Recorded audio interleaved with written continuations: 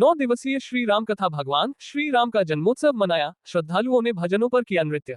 हृदय में राम को धारण करने से सकल क्लेश मिटते हैं। संत लावा सरदारगढ़ संवाददाता महेंद्र वैष्णव आमेट राजसमंद कस्बे में श्री राम कथा सेवा समिति के साझे में रविवार से आरंभ हुई 9 दिवसीय श्री राम कथा के तीसरे दिन मंगलवार को भगवान श्री राम का जन्मोत्सव मनाया। तीसरे दिन की कथा का व्यासपीठ से वाचन करते हुए आई मानस संत मुरलीधर महाराज जोधपुर ने कहा, पूज्य गोस्वामी जी कहते हैं भगवान शंकर व पार्वती जी जगत के माता पिता हैं। उनके स्नारका में मैं क्या वर्णन करूं।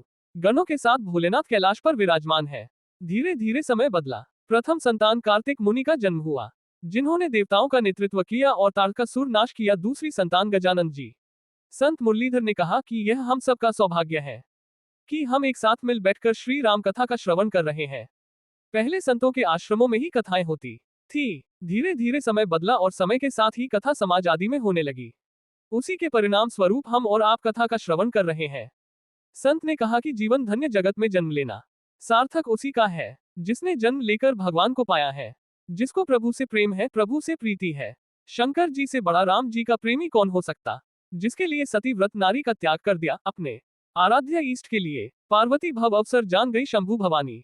वट वृक्ष के नीचे भगवान शंकर जी को देखकर पार्वती जी नजदीक आए और जैसे ही शंकर जी ने पार्वती जी देखा और वाम भाग में बैठने, विश्वनाथ है, मेरे नाथ है, आपकी महिमा तीनों लोकों में है।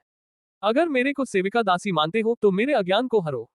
शंकर जी ने कहा, आपका ज्ञान कैसे मिटेगा। तो पार्वती जी ने कहा, आप हमें राम जी की कथा सुनाए। महाराज ने गोस्वामी तुलसीदास जी महाराज द्वारा रचित श्री रामचरितमानस के बालकांड में वर्णित मर्यादा पुरुषोत्तम भगवान श्री राम के अवतार के कारणों व हेतुओं पर प्रकाश डालते हुए भगवान राम के जन्मोत्सव की कथा का रसपान करवाया। जय विजय मनु शत्रुपा व प्रताप भानु की पूर्व जन्म की कहानी को भगवान के जन्म का कारण बताने के बाद जब पूज्य महाराज जी ने भय प्रकट कृपाला दीन दयाल कौशल्या हितकारी गाया, तब श्रोता अति आनंदित होकर झूमने लगे।